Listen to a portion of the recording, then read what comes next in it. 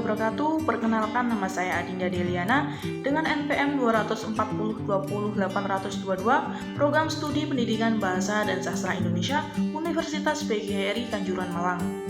Di sini saya akan membahas materi dari MK Belajar dan Pembelajaran PSI Abad 21, yaitu pembahasan materi mengenai mendeskripsikan model-model belajar dan pembelajaran. Baik, yang pertama saya akan membahas materi mengenai mendeskripsikan model-model belajar dan pembelajaran. Menurut Saifuddin dan Berdiati, model pembelajaran adalah kerangka konseptual yang melukiskan prosedur sistematis dalam mengorganisasikan sistem belajar untuk mencapai tujuan belajar tertentu. Sukma Dinata dan Syaudih juga berpendapat bahwa model pembelajaran merupakan rancangan yang menggambarkan proses penciptaan situasi lingkungan yang memungkinkan terjadinya interaksi pembelajaran agar terjadi perubahan atau perkembangan diri peserta didik. Sehingga dapat disimpulkan bahwa model pembelajaran adalah kerangka kerja yang memberikan gambaran sistematis untuk melaksanakan pembelajaran dengan tujuan membantu siswa mencapai tujuan tersebut. Ini berbeda dari metode pembelajaran yang lebih luas dalam cakupannya. Nah, selanjutnya mengenai ciri khusus. Ciri khusus yang menyelubungi semua pengertian model pembelajaran adalah adanya pola atau rencana yang sistematis. Model pembelajaran membedakan diri dari strategi, metode, atau prosedur pembelajaran. Beberapa ciri khusus model pembelajaran meliputi yang pertama, rasional teoretik logis, yaitu model pembelajaran disusun secara logis oleh pencipta atau pengembangnya. Yang kedua, menggambarkan prosedur rinci, yaitu model pembelajaran mengorganisasikan sistem belajar untuk mencapai tujuan tertentu. Yang ketiga, membantu perancang dan pengajar. Nah, model pembelajaran berfungsi sebagai pedoman dalam merencanakan dan melaksanakan aktivitas pembelajaran. Nah, pembahasan selanjutnya yaitu mengenai jenis-jenis model pembelajaran.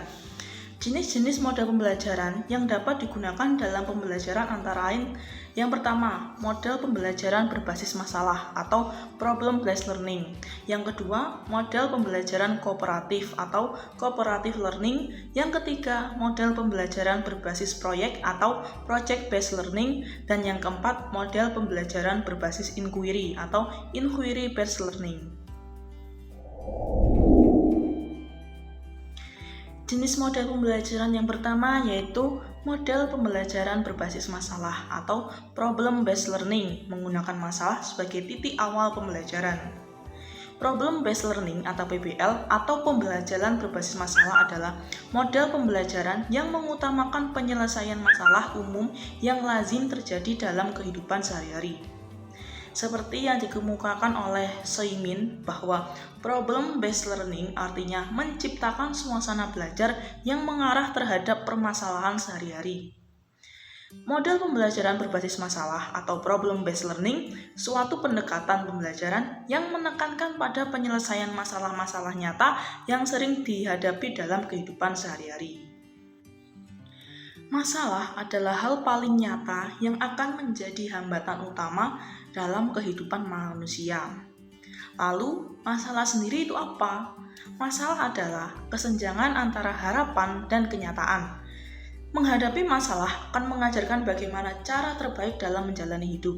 Mengapa? Karena peserta didik langsung mempelajari bagaimana caranya menghadapi berbagai kesenjangan harapan yang akan selalu mereka temui dalam hidup. Saat hal tersebut terjadi, karakter atau sikap dan daya nalar atau kognisi mereka akan teruji dan terlatih dalam sekali tempuh. Adapun sintaks atau tahapan dari model pembelajaran problem-based learning yang meliputi yang pertama ada pengenalan masalah. Siswa dihadapkan dengan masalah yang belum terstruktur dengan baik, yang memerlukan pengetahuan untuk dipecahkan. Yang kedua, penyelidikan mandiri. Siswa melakukan penyelidikan mandiri untuk mengumpulkan informasi yang relevan dengan masalah tersebut. Yang ketiga, pembelajaran kolaboratif. Siswa bekerja dalam kelompok untuk mendiskusikan dan menganalisis masalah, serta mencari solusi bersama. Yang keempat, pembelajaran berpusat pada siswa. Problem-based learning memberikan kesempatan kepada siswa untuk mengambil inisiatif dan bertanggung jawab atas pembelajaran mereka sendiri. Dan yang kelima, refleksi. Siswa merefleksi apa yang telah mereka pelajari dan bagaimana mereka belajar selama proses pemecahan masalah. Jenis yang kedua yaitu model pembelajaran kooperatif atau cooperative learning, mendorong kerjasama antara siswa dalam belajar. Menurut Rusman, pembelajaran kooperatif atau cooperative learning merupakan bentuk pembelajaran dengan cara siswa belajar dan bekerja dalam kelompok-kelompok kecil secara kolaboratif dengan struktur kelompok yang bersifat heterogen. Artinya, kelompok belajar yang disusun haruslah beragam. Model pembelajaran kooperatif adalah model pembelajaran yang mengutamakan kerjasama peserta didik dalam kegiatan belajar. Pembelajaran kooperatif mengacu pada metode pembelajaran di mana siswa bekerja sama dalam kelompok kecil dan saling membantu dalam belajar.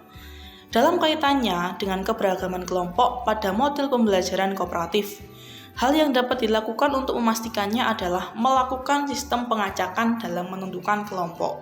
Intinya, jangan biarkan siswa membentuk kelompoknya sendiri agar konsepsi heterogen dapat menerap dengan baik. Nah, agar mencapai tujuan yang diharapkan, terdapat unsur-unsur berupa sintak atau acuan langkah dan tahapan yang harus diikuti. Hamdayama menyatakan setidaknya terdapat 4 tahap wajib yang harus dilalui dalam pembelajaran kooperatif, yakni sebagai berikut. Tahapan yang pertama yaitu penjelasan materi atau present information. Tahap penjelasan diartikan sebagai proses penyampaian pokok-pokok materi pelajaran sebelum siswa belajar dalam kelompok. Tujuan utama dalam tahap ini adalah pemahaman siswa terhadap pokok materi pelajaran. Pada tahap ini, guru memberikan gambaran umum tentang materi pelajaran yang harus dikuasai, yang selanjutnya siswa akan memperdalam materi dalam pembelajaran kelompok. Pada tahap ini, guru menggunakan metode ceramah, curah pendapat, dan tanya jawab. Bahkan, kalau perlu guru juga dapat menggunakan berbagai media pembelajaran agar proses penyampaian dapat lebih menarik siswa. Tahapan yang kedua yaitu belajar dalam kelompok atau organize student into learning teams. Setelah guru menjelaskan gambaran umum tentang pokok-pokok materi pelajaran, selanjutnya siswa diminta untuk belajar pada kelompoknya masing-masing yang telah dibentuk sebelumnya. Tahapan yang keempat yaitu penilaian atau test on material. Penilaian dalam model pembelajaran kooperatif bisa dilakukan dengan tes atau kuis. Tes atau kuis dilakukan baik secara individual maupun kelompok. Tes individual nantinya akan memberikan informasi kemampuan setiap siswa, dan tes kelompok akan memberikan informasi kemampuan setiap kelompok. Hasil akhir setiap siswa adalah penggabungan keduanya dan dibagi dua. Nilai setiap kelompok memiliki nilai sama dalam kelompoknya. Tahapan yang keempat yaitu pengakuan kelompok atau profile recognition. Pengakuan kelompok adalah penetapan kelompok mana yang dianggap paling menonjol atau kelompok mana yang paling berprestasi, yang layak diberikan hadiah atau reward. Pengakuan dan pemberian penghargaan tersebut diharapkan dapat memotivasi kelompok untuk terus berprestasi dan juga membangkitkan motivasi kelompok lain untuk lebih mampu meningkatkan prestasi mereka. Jenis yang ketiga yaitu model pembelajaran berbasis proyek atau project-based learning, menginterpretasikan pembelajaran dengan proyek nyata. Menurut Fatur Rahman, pembelajaran berbasis proyek atau project-based learning adalah model pembelajaran yang menggunakan proyek atau kegiatan sebagai sarana pembelajaran untuk mencapai kompetensi sikap, pengetahuan, dan keterampilan. Proyek sendiri dapat diartikan sebagai kegiatan yang terdiri atas banyak pekerjaan dan membutuhkan koordinasi serta spesialisasi tenaga penunjang untuk menyelesaikannya. Project-based learning atau PJBL atau pembelajaran berbasis proyek adalah salah satu model pembelajaran student-centered anjuran kurikulum 2013. Bahkan kurikulum Merdeka Belajar sekalipun yang menggunakan proyek atau kegiatan nyata sebagai inti pembelajaran. Dalam pembelajaran project based learning, peserta didik akan melakukan eksplorasi, penilaian, interpretasi, sintetis, dan pengolahan informasi lainnya untuk menghasilkan berbagai bentuk belajar yang sangat dekat dengan pekerjaan nyata di lapangan. Dengan demikian, bukan proyeknya yang menjadi inti pokok model pembelajaran ini, melainkan pemecahan masalah dan mengimplementasikan pengetahuan baru yang dialami dari aktivitas proyek. Project-based learning menekankan pada berbagai masalah-masalah konseptual yang akan dialami oleh peserta didik secara langsung dari proyek atau kegiatan yang mereka lakukan. Model pembelajaran project-based learning mempunyai karakteristik yang membuat guru menjadi fasilitator untuk memberikan permasalahan berupa proyek yang harus diselesaikan oleh peserta didik. Hal ini kemudian membuat peserta didik harus merancang proses dan kerangka kerja untuk membuat solusi dari permasalahan tersebut. Karakteristik project-based learning menurut Daryanto dan Raharjo adalah sebagai berikut. Yang pertama, peserta didik membuat keputusan tentang sebuah kerangka kerja. Yang kedua, adanya permasalahan atau tantangan yang diajukan kepada peserta didik. Yang ketiga, peserta didik mendesain proses untuk menentukan solusi atas permasalahan atau tantangan yang diajukan. Yang keempat, peserta didik secara kolaboratif bertanggung jawab untuk mengakses dan mengelola informasi untuk memecahkan permasalahan. Yang kelima, proses evaluasi dijalankan secara kontinu atau berlanjut. Yang keenam, peserta didik secara berkala melakukan refleksi atas aktivitas yang sudah dijalankan. Yang ketujuh, produk akhir aktivitas belajar akan dievaluasi secara kualitatif. Dan yang kedelapan, situasi pembelajaran sangat toleran terhadap kesalahan dan perubahan.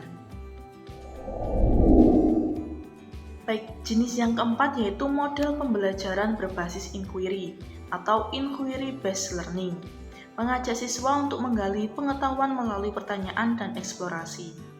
Menurut pendapat Priyansa dan Doni yang mengungkapkan bahwa inquiry learning adalah model pembelajaran yang mendorong peserta didik untuk mengajukan pertanyaan dan menarik kesimpulan dari prinsip-prinsip umum berdasarkan pengalaman dan kegiatan praktis.